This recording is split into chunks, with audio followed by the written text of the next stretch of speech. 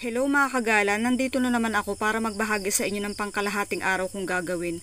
Pumunta muna ako dito sa harapan ng bahay upang kumuha ng oregano para kay Aslan.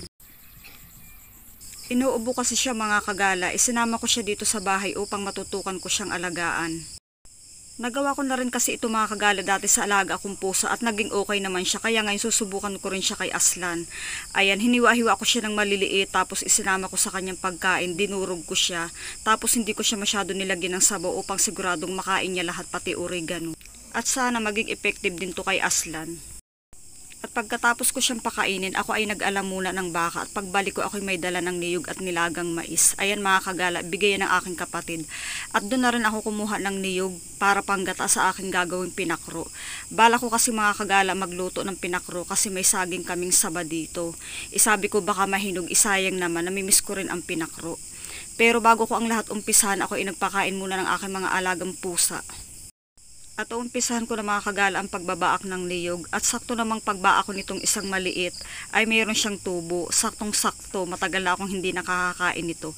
Masarap talaga mga kagala yung maliliit lang na tubo. Pagbukas ko rin itong dalawa, ayun meron pa rin, kaya naman ako'y tuwan-tuwa. Napakatamis talaga niya mga kagala. Naalaala ko ng mga panahon nagkukupra kami, mahilig talaga ako manghingi yan kay Papa. At inumpisahan ko na rin ang pagkakayod. At ayan, tapos na agad, o diba magic? At inumpisahan ko na rin ang pagbabalat ng saging na saba at habang ako ay nagbabalat ay nagpainit na rin ako ng tubig at magsasaing na rin ako upang hindi masayang ang oras. Napakasarap talaga magluto mga kagala kapag marami kang panggatong at yan ang nakakapagpasaya sa akin ngayon. Tapos ko na ring balatan mga kagala ang saging at ako ay mag-uutay na upang hiwain. May iba't ibang estilo ng paghihiwa nito mga kagala. Ako gusto ko lang nito yung hinahati lang sa gitna tapos hahatiin lang ulit sa dalawa. At meron din namang iba na hahatiin sa gitna tapos hahatiin pa ulit sa gitna, bali 4. Pero sabi nga depende lang naman yun sa kagustuhan ninyo at dito lang ako komportable sa ganitong paghihiwa na gusto ko. Kasarapan lang, hindi maliit, hindi malaki.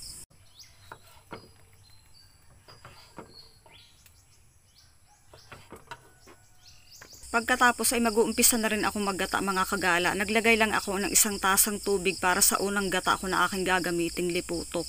Sa pangalawang gata naman ay naglagay lang ako ng 1.5 tasang tubig.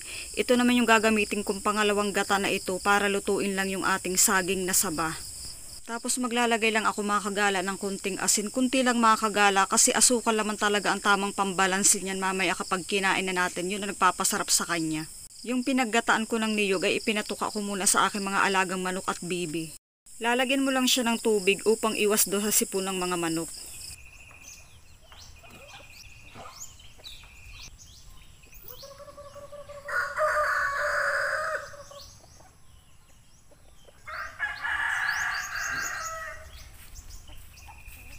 Pagbalik ko ay nagpadaig na rin agad ako ng apoy upang maumpisahan na rin maisalang ang ating iluluto. Ayan, okay na. Ang saya na tingnan kapag ganitong dumadaig na talaga siya.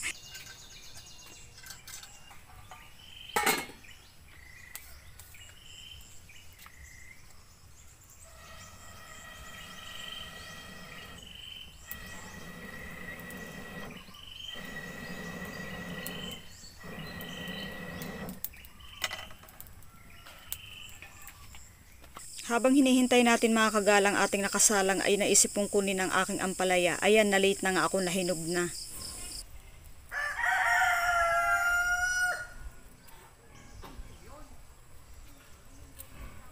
Hindi na ito talaga mga kagala, mas lalaki pa kasi nga dala pa ito ng mga sunod-sunod na pag-ulan. Yung parang may pagkabansot pa rin siya. Ito, kunin na rin natin to, mapakinabangan pa natin to.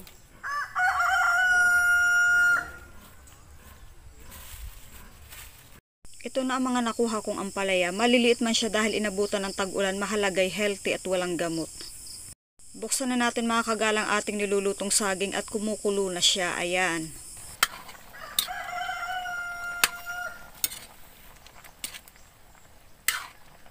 Paminsan-minsan ay ating hahaluin mga kagala upang hindi manikit sa kawali. Tapos ulit-ulit lang tatakpan ulit natin pagkahalo ng ganyan para hintayin medyo maiga.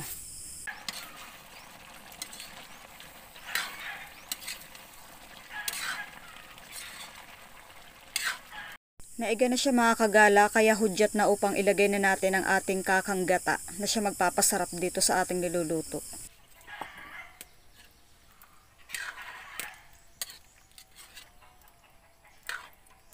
Dahil kakang gata na ang nailagay natin, aalagaan lang natin mga kagala ng halo. Huwag na nating tatakpan kung gusto nating maging maganda ang resulta ng gata niya. Kung gusto nating maging malapot. Kasi pag tinatakpan natin ay nagiging malabnaw siya at hindi siya mukhang nagiging masarap.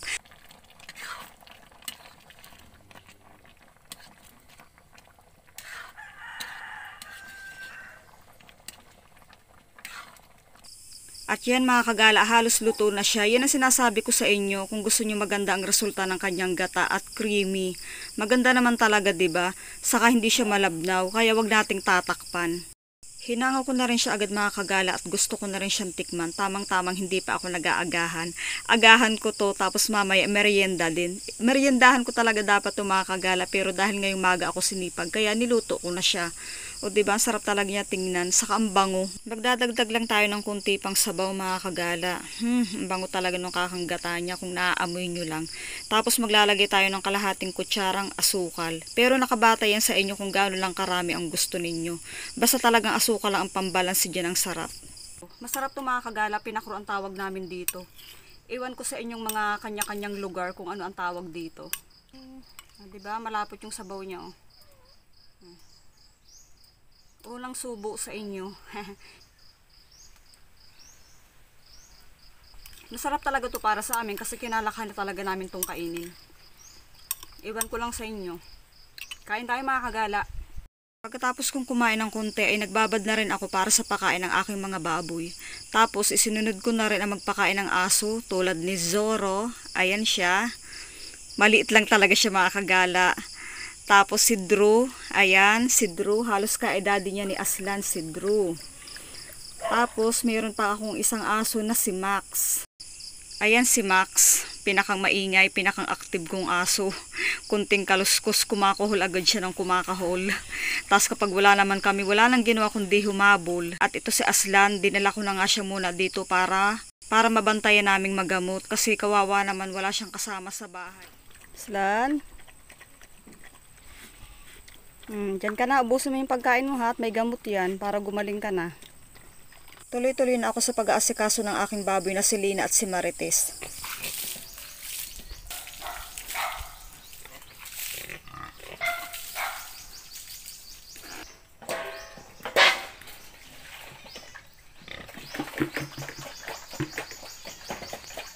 Wala naman silang dumi kasi maya-maya ko din yan chine-check, kaya ipinakain ko na lang muna sila ng pananghalian.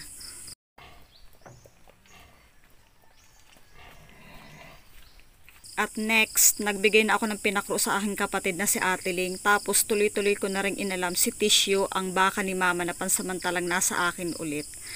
Magagawa na tayo ng insaladang ampalaya mga kagala. Nilagyan ko na siya ng hot water at tinakpan ko na siya. Naglagay ako ng kunting tubig, kunting suka, yan, paminta, asin, kalahating kutsarang asukal at paghalo-haluin.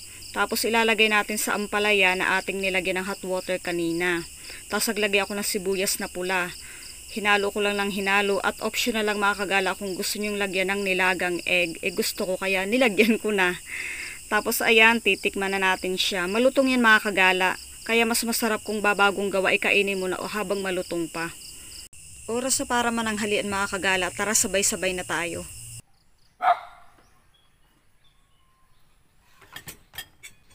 Kain tayo, sabayan nyo na ako.